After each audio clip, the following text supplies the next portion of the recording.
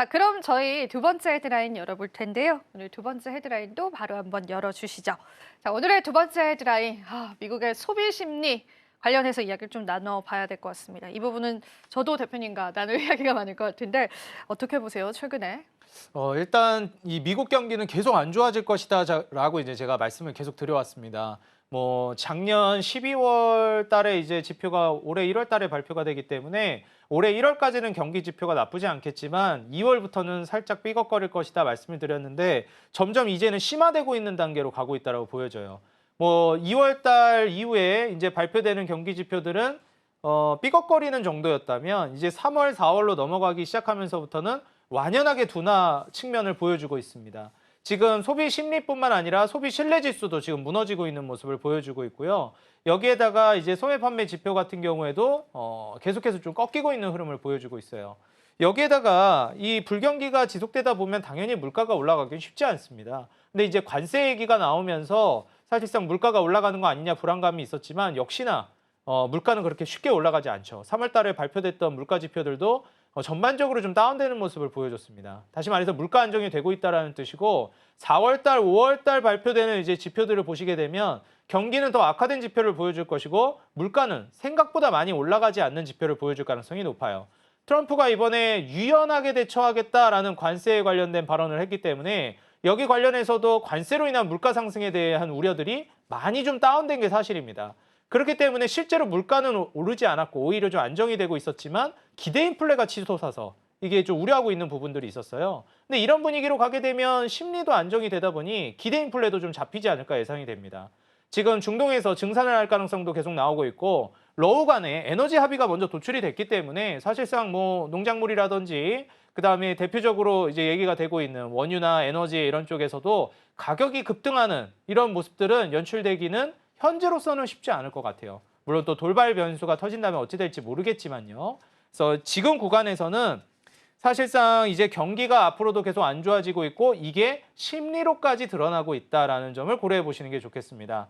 그러면 이렇게 심리로까지 이제 타격을 받고 있는 시점에서는 앞으로 이제 불경기가 현실로서 더 악화되는 이 악순환의 고리로 빠져들기 시작할 거예요.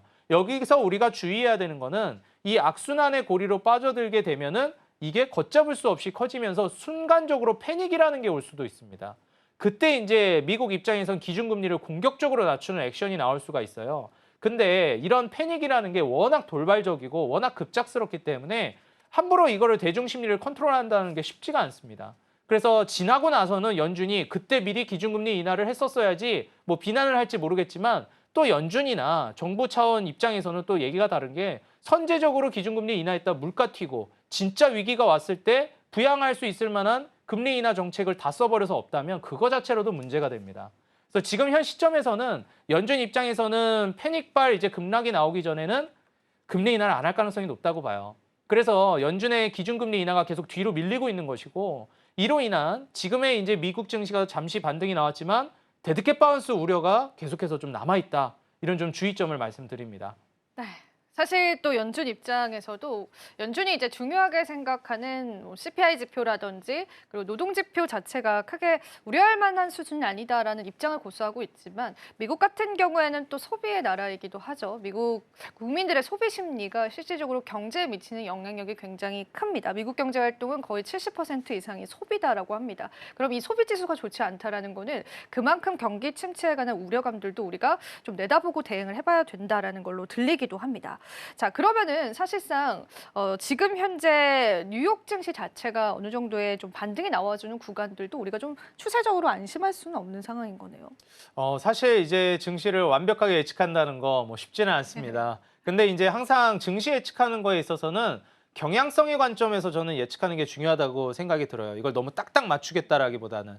근데 경향성으로 따져봤을 때는 앞서 말씀드렸듯이 지금 현재 증시 반등은 아주 신뢰하기는 좀 어렵다라고 보고 있어요. 기준금리 인하가 다시 시작된 것도 아니고 그렇다고 경기가 나아진 것도 아니고 지금 기준금리나 실질금리 대비해서 경제 성장률이 높은 것도 아닌데 경기는 점점 다운되고 있단 말이죠. 경기는 안 좋아지고 있고 물가 우려 핑계를 대면서 그 기준금리는 낮추지 않고 있습니다. 고금리가 지속되고 고물가가 지속되면 사실상 불경기는 올 수밖에 없어요. 근데 지금 현재 시점에서 우리가 과거에 이제 물가 상승이 나왔던 게 이제 막 드러나기 시작하는 시점이에요. 올해 초부터가. 이게 미국뿐만 아니라 우리나라 같은 경우에도 뭐 의류나 옷 같은 거 사러 가도 마찬가지고요. 각종 어떤 물건들을 사러 갈 때 가격표가 하루가 다르게 바뀝니다, 요즘에. 우리가 이제 작년이나 재작년에는 물가가 엄청 오른다라고 얘기를 했고 물론 체감도 했지만 실질적인 그 가격으로 전가되기까지는 시간이 어느 정도 필요해요. 근데 2025년은 사실상 그 가격 전가가 이루어지는 시점입니다. 이런 점을 우리가 좀 고려해 본다라고 하면 소비자들이 느끼는 압박감은 훨씬 크게 올 수밖에 없어요. 그 2021년 뭐 이럴 때 물가 올라갔던 거랑은 또 다르게 찾아옵니다. 그래서 이런 점을 좀 고려해 보면은 지금의 2024년 말까지 소비를 굉장히 땡겨서 쓴 경향도 있고 25년부터는 불경기까지 찾아왔는데 가격까지도 이제 인상이 됩니다. 저도 이런 경험을 너무 많이 했어요. 제가 사려고 했던 뭐 구매 리스트 같은 것도 갑자기 한 달 전에 가격을 인상했대요. 근데 이게 뭐 저만 겪는 일이 아니고 모두가 겪고 있는 일입니다. 여러분들 옷을 사든 뭘 자동차를 사든 뭘 사든 마찬가지예요. 그래서 이런 점을 고려해 봤을 때는 2025년도 물가 상승은 사실 상승률 자체가 다운됐을 뿐이지 가격으로 전가되는 것까지 이제 생각을 해보면 소비 심리가 위축될 만하다. 그로 인한 불경기 모멘텀이 커질 수 있으니 앞으로 물가 안정을 시킨 이후에 기준금리 인하를 빨리 해야 될 수도 있겠다. 그 전에 패닉이 온다면 급락할 수 있으니 그 점은 우리가 대비를 해두자. 이렇게 좀 말씀을 드리겠습니다.